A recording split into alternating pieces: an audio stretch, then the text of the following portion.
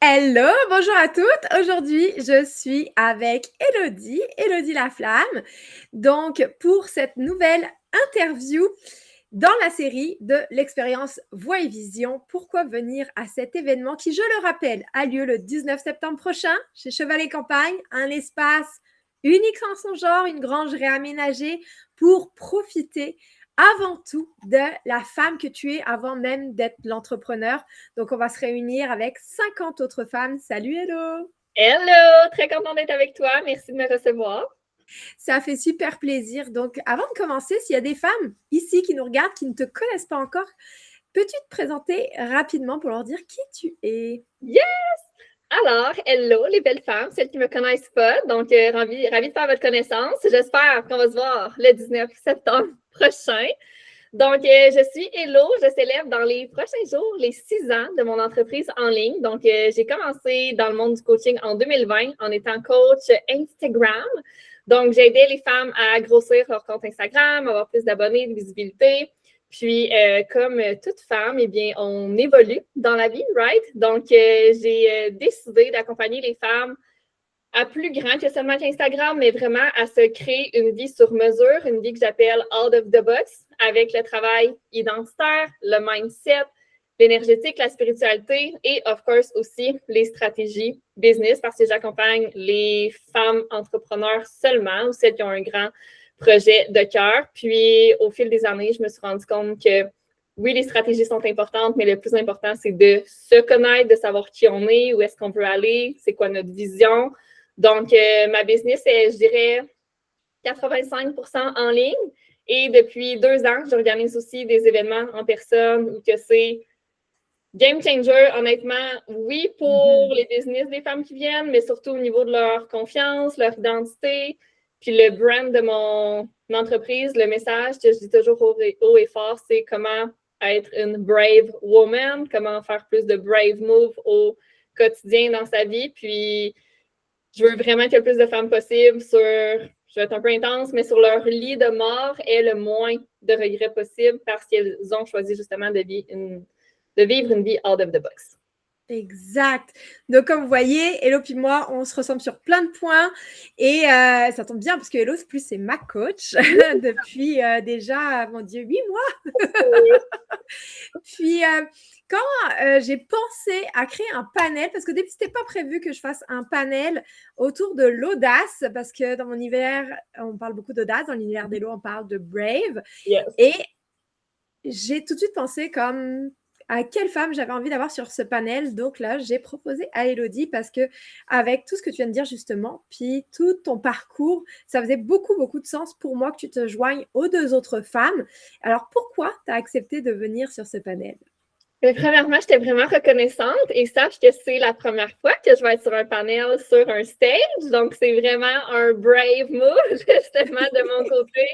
Puis, la première raison, c'est honnêtement parce que l'événement est créé par toi. Puis, je sais que tu es une personne qui aime rassembler les femmes, qui prône beaucoup l'entraide entre femmes aussi. Puis, on s'entend que l'audace et le courage, ben, ça va bien main dans la main aussi ensemble. Donc, le fait de savoir que c'est d'avoir l'opportunité d'être sur un stage puis véhiculer mon message à toutes les belles femmes qui vont être dans la salle, pour moi, c'est vraiment un honneur.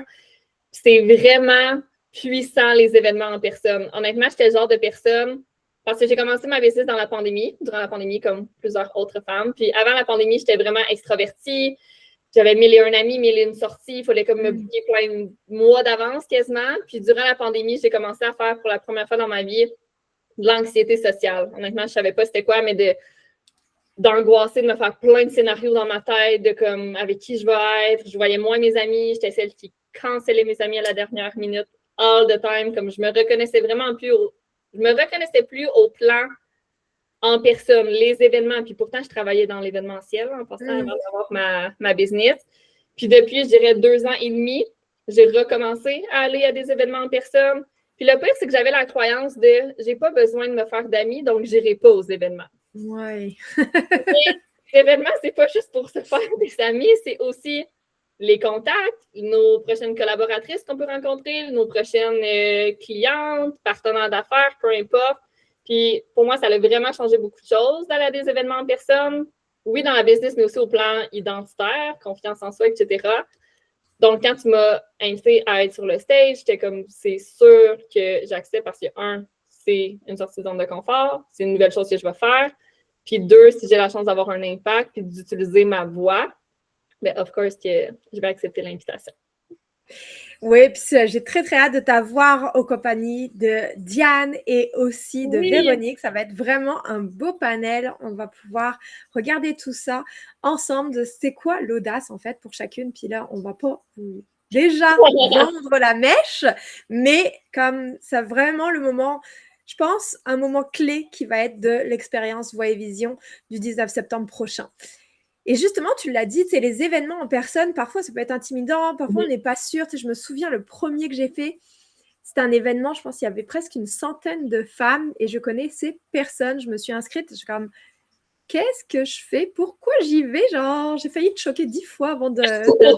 Même sur la route, j'étais dans ma voiture jusqu'à Québec, je fais comme, non, oui, non. Mais et puis depuis, j'en mange, j'en fais régulièrement, j'aime beaucoup ça et ça faisait du sens pour moi aussi de commencer à organiser mes événements. Donc, la première édition de l'Expérience Voix et Vision qui va être unique, qui va marquer un tournant. Et justement, aujourd'hui, on est le 18 août, à l'heure à laquelle on enregistre cette interview. Il y a déjà la moitié des billets de partie, donc il ne reste que 25 places. Ça va partir vite. Qu'est-ce que tu aurais à dire à toutes celles qui se disent « Ah, ok, peut-être, je vais attendre, je vais voir » ou qui ne sont pas sûres de prendre leur billet encore? Honnêtement, je vais le dire comme ça, mais fuck les excuses. Parce que pour des événements en personne, on a toutes, même pour celles qui sont habituées, on a toutes parfois une petite voix qui nous dit tu pourrais prendre ce temps-là puis faire autre chose. Tu pourrais prendre ce temps-là puis être, je sais pas moi, faire une activité, être là pour tes enfants, puis toutes ces choses-là qui sont importantes, mais il n'y a rien d'autant puissant qu'un événement en personne. Puis la connexion humaine, surtout dans la société dans laquelle on est présentement, et tous les robots qui naissent de ce monde, je pense qu'il n'y a rien de plus important que de se retrouver. Puis si tu nous écoutes puis tu as l'excuse de « je connais personne », comme ton premier événement, comme le premier événement, si je suis allée, je connaissais personne, je te le promets, c'est 10 fois plus excitant et puissant quand tu connais personne. Tellement. Parce que tu n'as pas le choix. Tu n'as pas le choix d'enlever tes masques. Tu n'as pas le choix d'être toi-même. C'est sûr que tu vas rencontrer plein de personnes. Tu connais personne. Puis quand on est habitué, comme ça, puis moi, aller à plein d'événements, c'est facile de quand même rester dans le confort puis de juste rester avec celles qu'on connaît. Oui. Finir la journée en disant « OK, cool, mais comme j'ai rencontré personne. » Puis moi, j'aime ça quand je vais à des événements avec des amis, on se challenge à aller le plus possible vers les autres. Puis on se challenge de ne pas rester ensemble toute la journée aussi.